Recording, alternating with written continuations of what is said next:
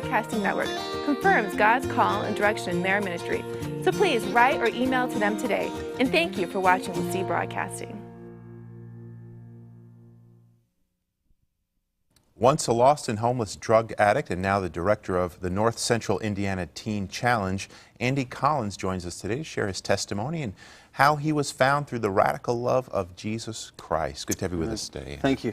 Now, you got quite a story. Grew up as a missionary kid. That's Mom right. and Dad were missionaries? That's right. In Barcelona, Spain, 1985, at 6 years old, we flew across the ocean and settled in a little tiny town outside of Barcelona and continued on in there for the next 15 years of my life, off and on as an MK in Spain. So in your early 20s, you came back to the United States? Correct.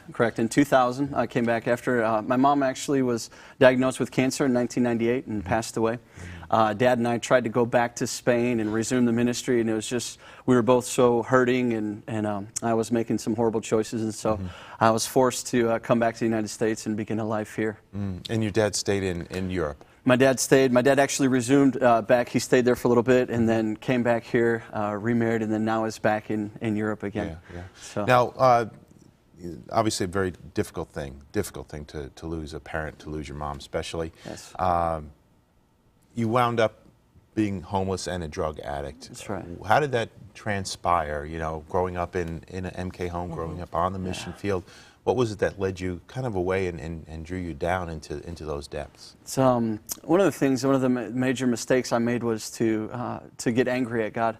I was so bitter at, you know, I was looking at it though as though the Lord took my mom from me. And so I began to really not care about the Word, about the ways that I've been taught as a young child.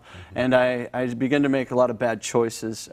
No one ever plans on being a drug addict or homeless when they start out with their first sip of alcohol or, you know, use of drugs. But eventually it leads you down that path, and sin is never satisfied. And I found myself at the end of a long, horrible journey.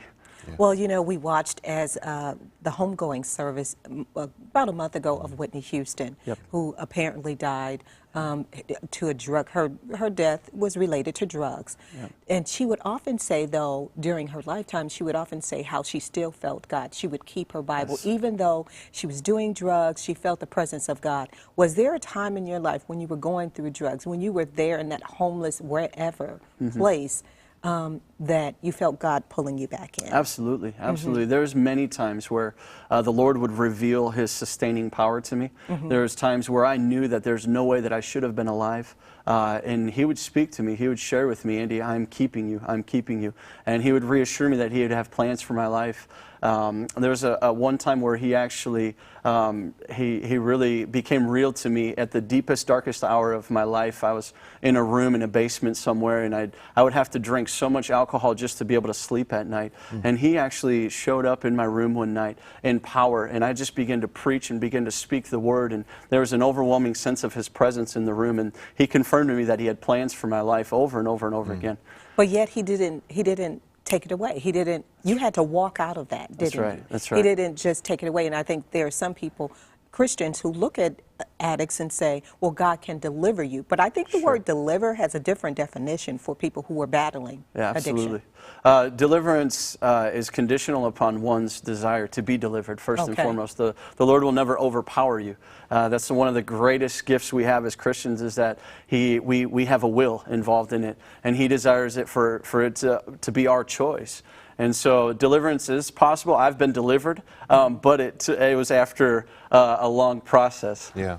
Now, part of your story is that your dad actually came over from Dublin, Ireland to find his lost son. That's right. How did he know where to go? And, I mean, were you communicating with him and telling him what was going on in your life? No, at that point, I was so down in the dumps, if you will, that I had really pushed my family away. All my family were Christian and saved at that point, and so they knew how I should be living as well. And so the fact that I was not living up to the calling was really embarrassing, actually. And so I really pushed my family away. I would only show up at times to see if I could get something from them or whatever. But the tough love is what they were showing to me at that time. And so I was really not welcome around the home. And so I had really distanced myself, and I distanced myself from all communication with my dad as well. And the Lord really began to speak to my dad and say, go find your son, go find your son. And so he finally flew across the ocean. And my brother-in-law also, or my brother also is a youth pastor in Michigan, and he flew down to Dallas as well to meet my dad. And they both set out to look for me. They rented a car and set out to look for me. And they had a somewhat of an idea of a general location, but really didn't know where to go. And Oh, go on. No, I said they had searched all day, and it was the end of the day. They hadn't come up, they hadn't found me yet, and they were about to go home. And they went to a store just to get some milk and to get some gas in the car as the last thing. And when they walked in to the 7-Eleven, I believe it was in Dallas, the Lord spoke to my dad, and one of my old friends just happened to be at the store at the same time. And so my dad walked up to him and asked if he knew Andrew Collins and where he was, and he said, yes, I do, and that was just an amazing story. Wow. Well, Andrew, you said that your family showed you tough love. What does that look like? Because there could be someone watching whose child or brother or sister is a drug addict, and they are the enabler, meaning they keep giving them the money, they keep giving them a way into, a way to use drugs. So what does that tough love look like? Tough love is honestly one of the most difficult things that we encounter in the recovery process. As the director of Teen Challenge, one of the biggest issues that we have in helping students is their family, really.